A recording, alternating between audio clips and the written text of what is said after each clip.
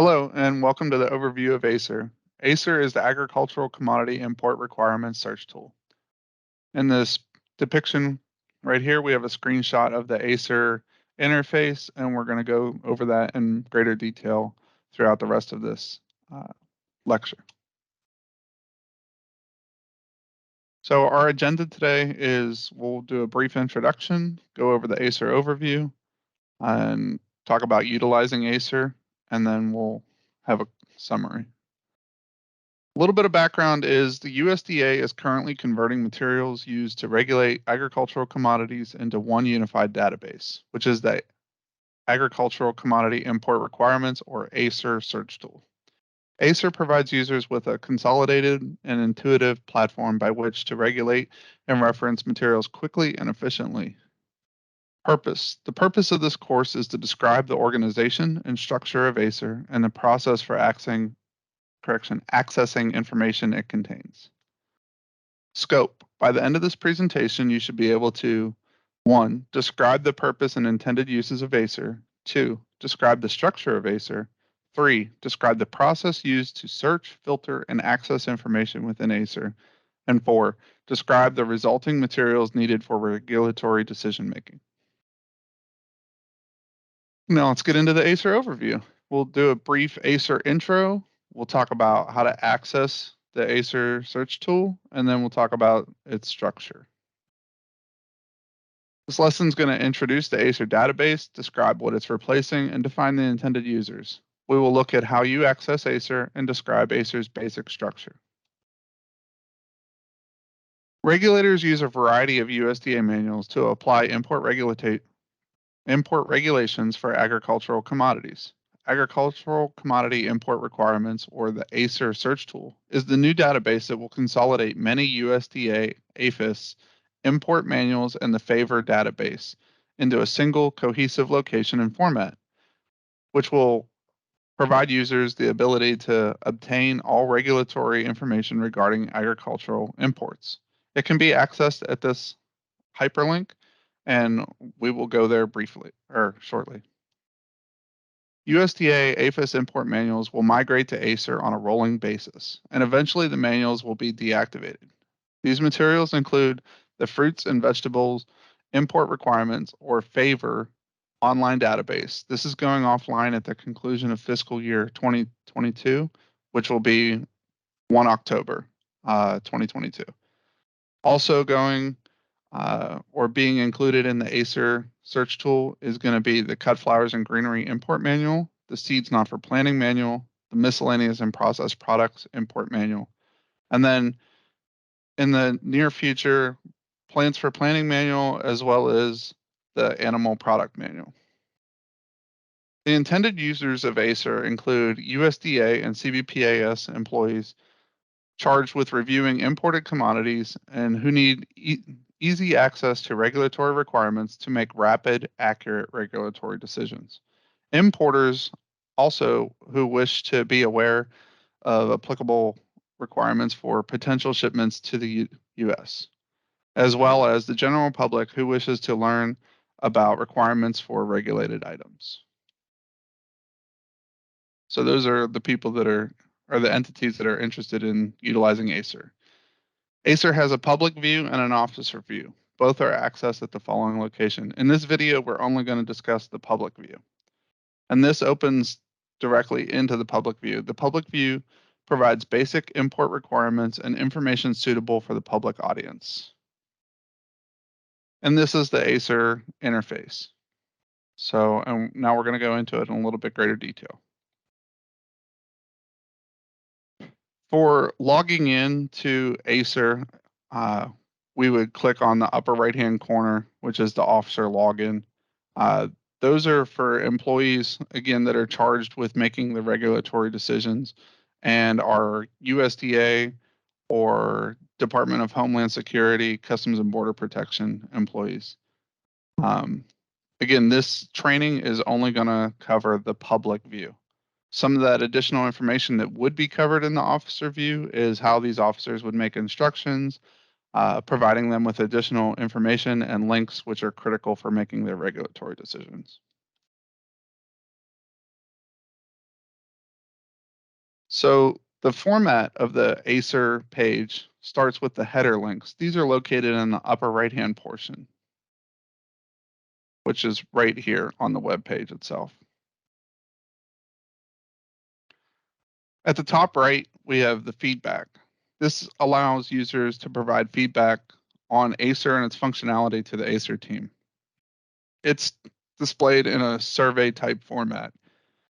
Also, the glossary, which is right here. And this provides a list of definitions and various terms in ACIR from those manuals and other sources that we talked about being now consolidated into the ACIR search tool. We also have the help icon. This is going to provide links to information about the ACIR structure and use, and we'll include some brief tutorials, including quick reference cards and videos, and I will demonstrate one of those throughout this training lecture. And as well as contact us. This would be for providing regulatory guidance and information to users. So what that looks like is this. So the feedback, if you were to click on that,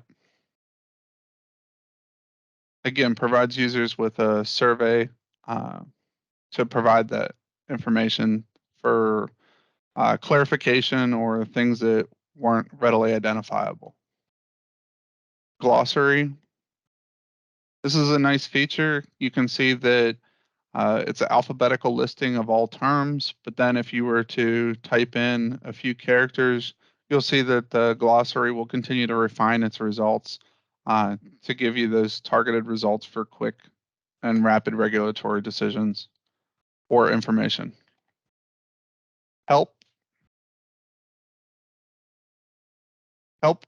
returns some frequently needed guidance. So what should I do if my search doesn't return the results that you're looking for?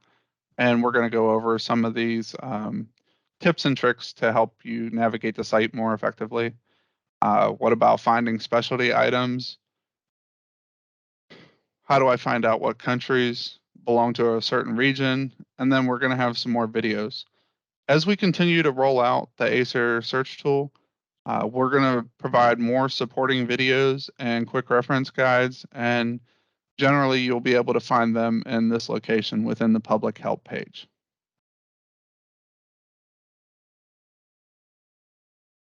And then finally, the contact us. Again, this gives email and phone information for providing customer support and getting you the results that you need.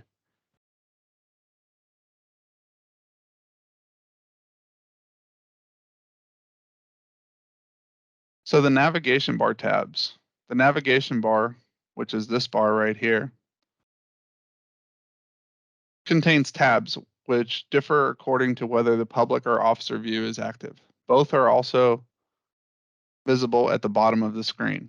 So what we have is we have a screen capture. So we have home, region, port group, crop group, recent updates, taxonomy, and procedure and reference documents.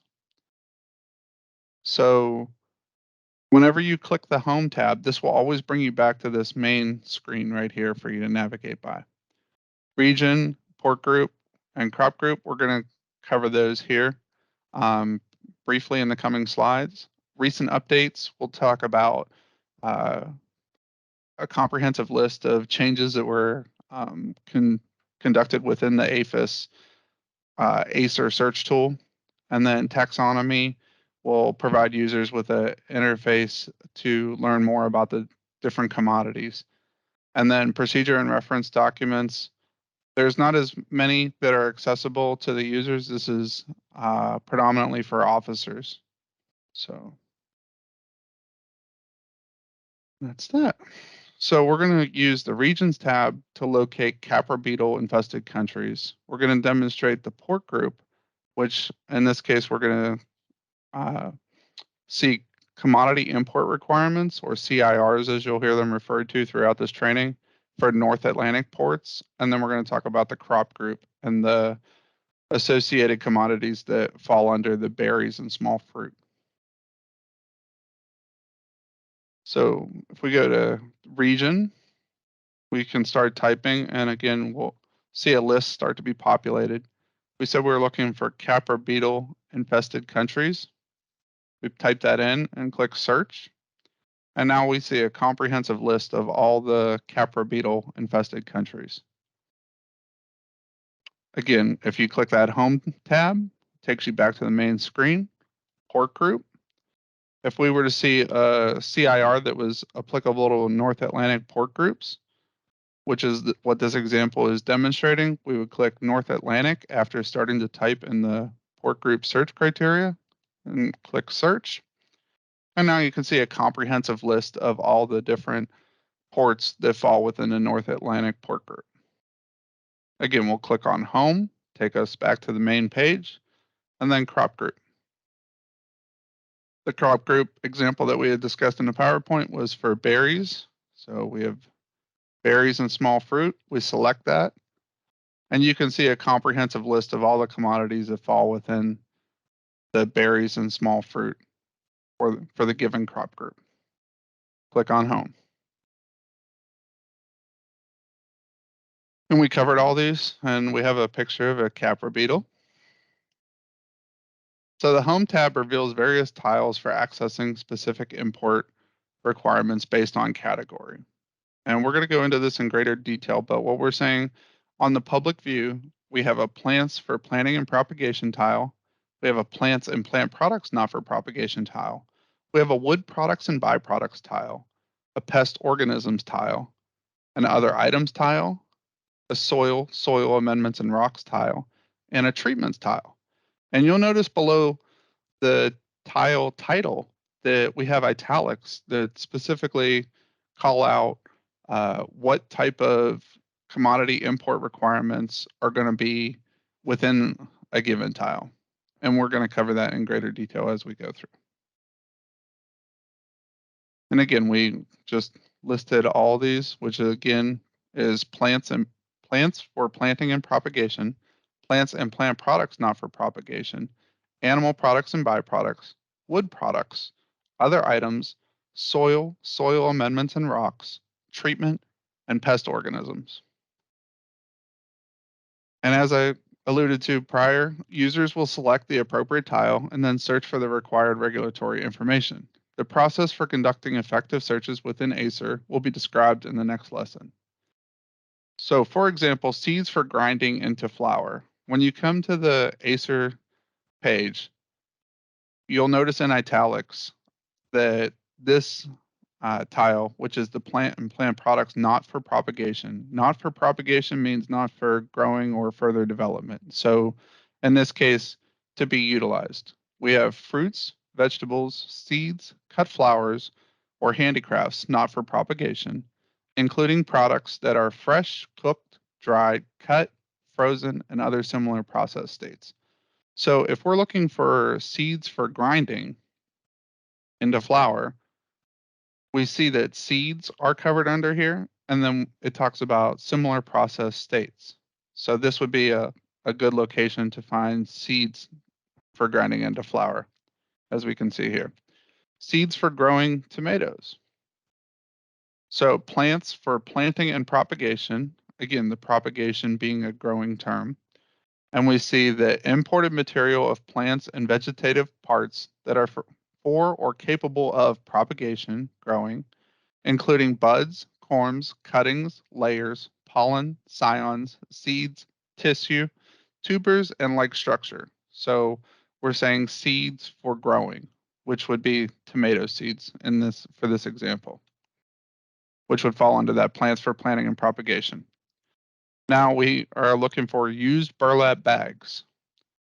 Come down here to other items in italics. It says tools, materials, or machinery that can act as carriers for pests, including vehicles, containers, bags, packing materials, and other similar articles. So we're talking about used bags. So that would fall under this tile, which is the other items tile. As you can see here. And that covers lesson 1. Again, we talked about the ACIR intro, how to access it, who's whose intended users are. So another summary, and introduced the ACIR search tool. We've described how to access it. We described what ACIR is replacing. Again, that's the Fruit and Vegetable Import Requirements database, which is going offline at the end of fiscal year 2022 and will be replaced by ACIR for 1 October. We defined the intended users. So those users are USDA and Customs and Border Protection personnel charged with regulating imported commodities into the US. It's also providing information to importers who wish to import their commodities into the US so that they are aware of import requirements, and as well just the general public for their own knowledge and comprehension of importing requirements should they wish to access it.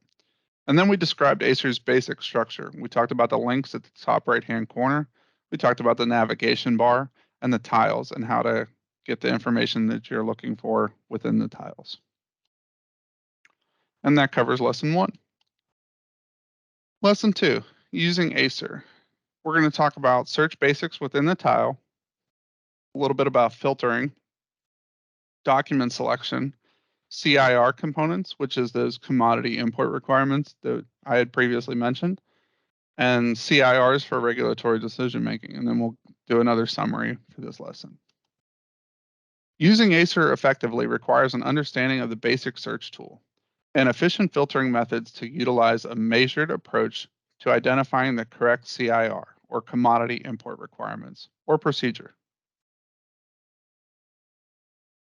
So to interface with ACIR, the search basics within the tile include search functions, which include boxes for entering search specifics. For CIRs, you need to know the country of origin, not the country of laying necessarily, but the country of origin. Where did that commodity originate from? And then we can either type in the common name or the scientific name to yield results. If we were in officer view, we would see a personal baggage icon, and that would include information for users to know which commodities are able to be conveyed in personal baggage, i.e. not commercial only shipments. So we'll demonstrate that a little bit. So in this case, we're going to talk about fresh apples from China. So we would start to type in, as you can see with C and H, we start getting a list populated. And CHI, we have China. And predominantly you want to use the singular version of the commodity common name. So we're just typing in apple. And you can see that we get a list of search results. Whenever we did start to type in apple, you can see that the scientific name grayed out and was no longer available. We can press clear to go back and clear all the terms. And I'll show you with the scientific name as well. So type in the scientific name, which sometimes that may change, and that's fine. It's just incumbent upon the user to ensure that they have properly inputted the correct information. So now I typed in the scientific name for apples, and we get very similar search results.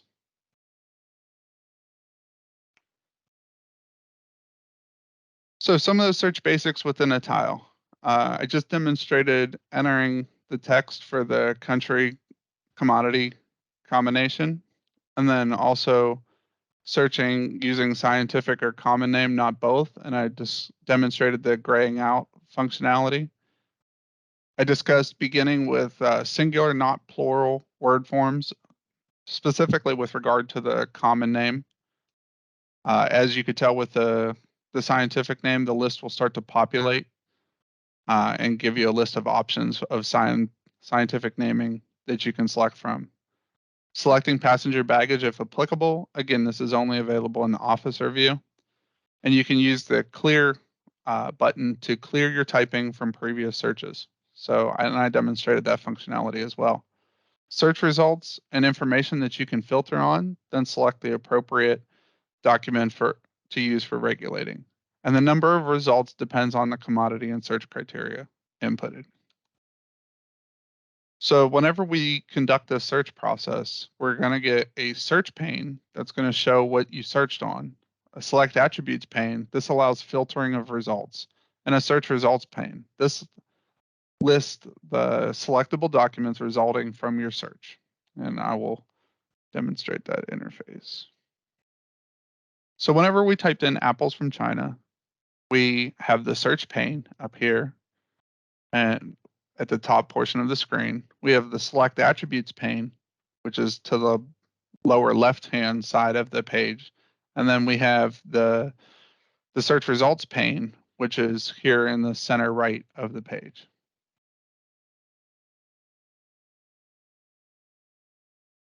And going forward, we're going to discuss filtering now. So many documents may be returned with an initial search. To locate the specific regulatory information you need, filter the results via Select Attributes column on the left.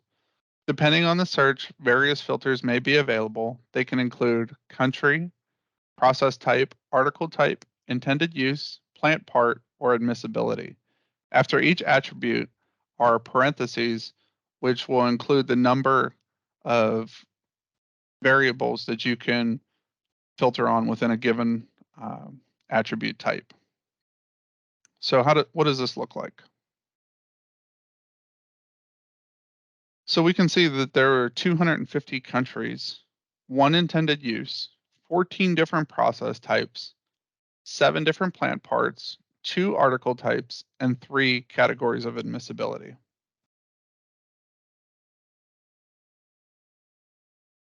So we can use the drop-down arrow to select the specific attribute of any filter relevant to your search.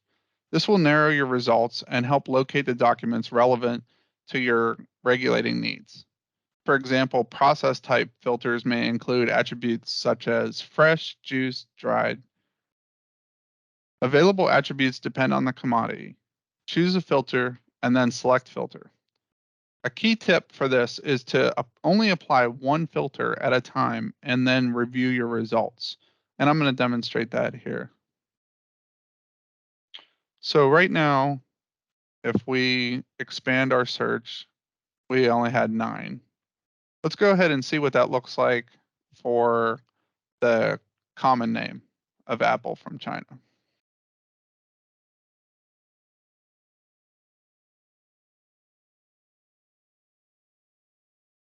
So China, apple.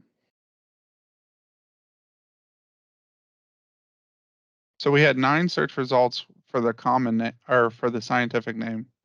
And for the common name of apple, we have 26 search results. So again, we want to apply this filter in a stepped approach.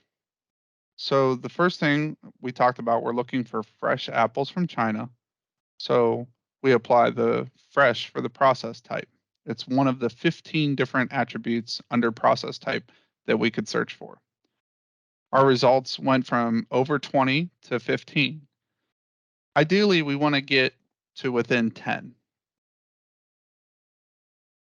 And then so we can select fruit for the plant part. And you have apples from China.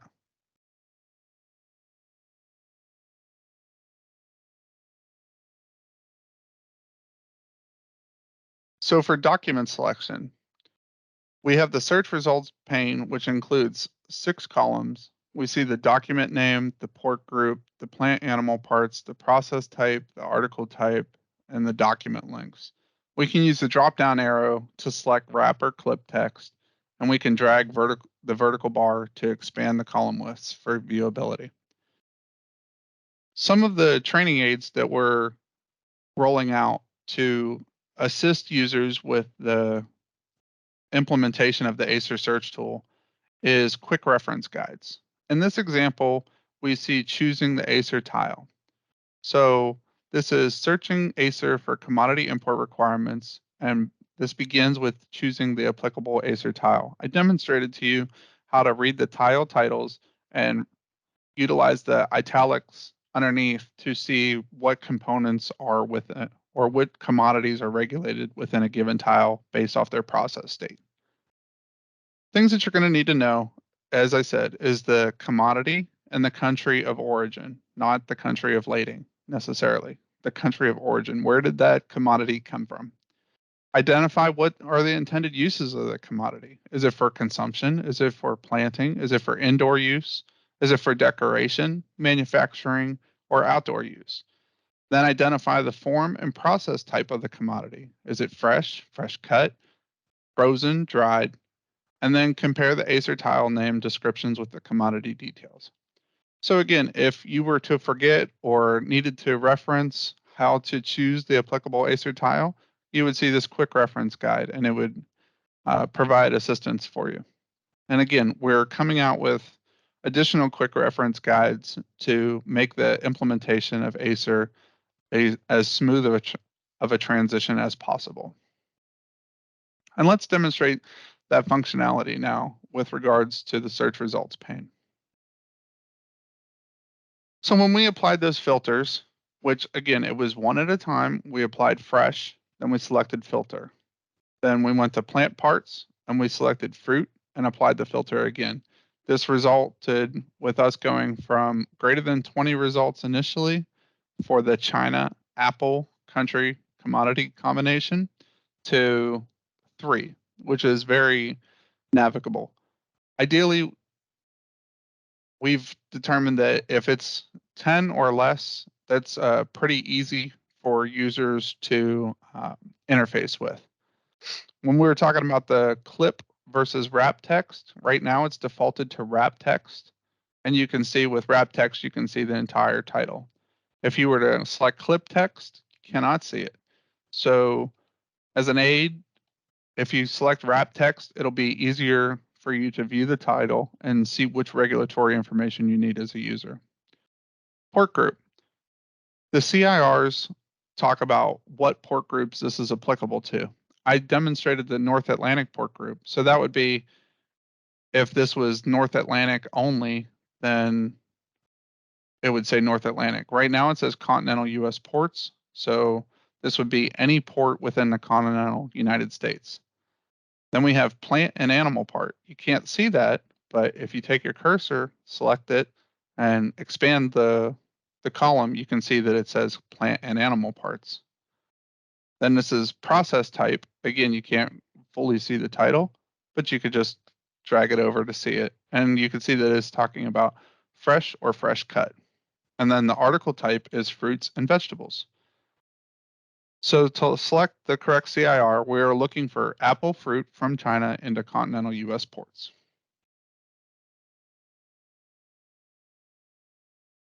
And now we're going to go over the CIR components. CIRs are documents containing the commodity import requirements for a given category of import. When you search/filter on the country, process type, intended use, plant part, etc., you are filtering to locate a particular CIR that references those attributes. Because many potential CIRs may result from a general search, it may be necessary to filter before reviewing the CIR selection to locate the correct CIR applicable for your needs. And that's what I demonstrated with those filtering attributes for the apples from China. CIRs contain various sections depending on the particular CIR. All contain a header, which may include commodity. This lists the commodities covered by that CIR, including scientific name and common/approved name, if applicable. Port groups list port groups that the commodity may enter at for that given CIR. Countries lists all countries covered by that CIR. Regions refers to countries in a defined regions. See the regions tab, and we demonstrated that with the Capra beetle infested countries. Plant part lists the part of the plant covered by that CIR. Process state lists the applicable process state or states for that CIR. Intended use lists the intended use of a commodity covered by that CIR. And let's see what that looks like. So again, we're looking for apple fruit from China into the continental US ports. The port group is continental US ports. The plant or animal part is fruit. The process type is fresh or fresh cut. The article type is fruits and vegetables. So we select view to view that CIR, and the CIR is populated. So commodities. It's important with CIRs to verify that you've selected the right CIR. How you do that is you see the commodity and you have the scientific and the common name. So we see the apple. You see the countries that are affected by the given CIR or utilized with the given CIR. So countries, China. Okay, so we have apples from China. Port groups. This is applicable to all continental U.S. ports. So the CIR is saying that the apples from China can come into the continental U.S. ports. What is the plant part? Fruit. So the fruit of the apple tree is what is able to be brought in. Process state. It can either be fresh or fresh cut.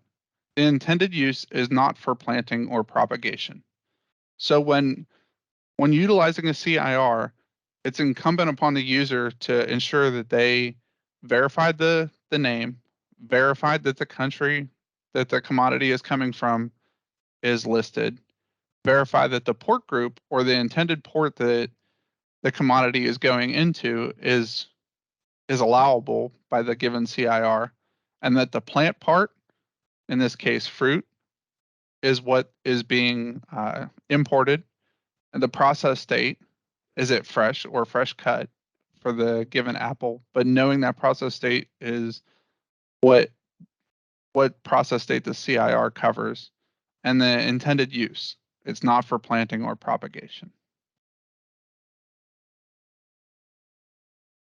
Most CIRs include a section called import requirements. This section may include information regarding import permit requirements, condition of entry treatments, phytosanitary certificates, inspection information, if the CIR is for commercial consignment only, pre-clearance information, and pest mitigation strategies. And here's an excerpt of some import requirements. So our apples from China commodity import requirement does have import requirements.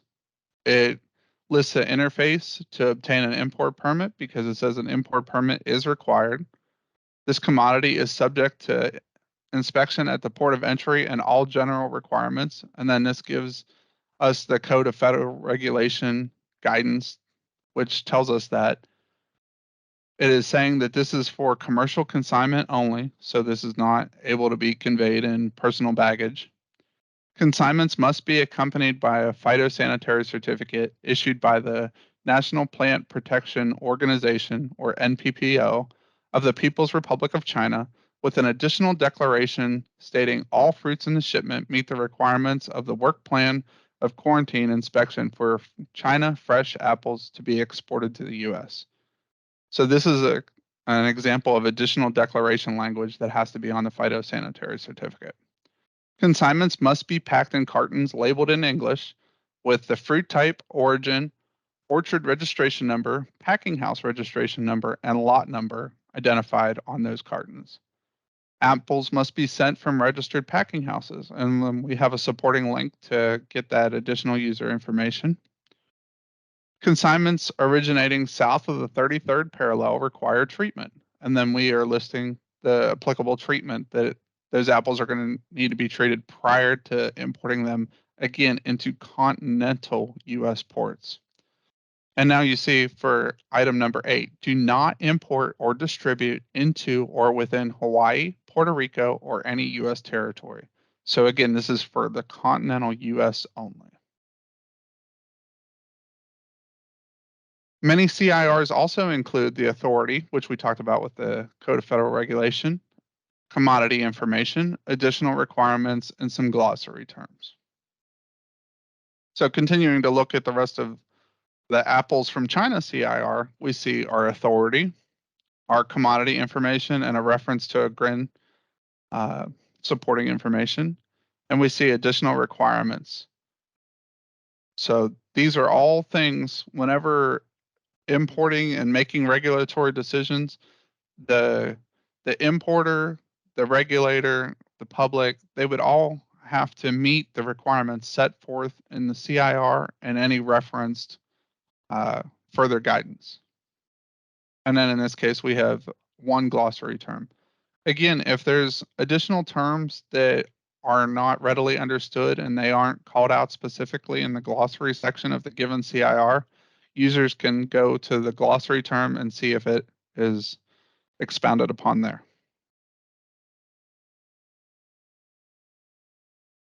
Additional requirements may include topics such as trust fund agreements, pre-clearance, pests, or treatments as applicable. This is what I was just referencing to as well. To meet all requirements set forth by the CIR and substantiating information referenced within that.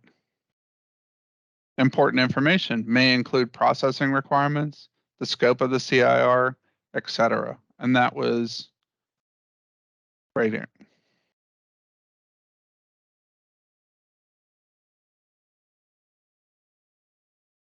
And that's your CIR components. CIRs for regulatory decision making.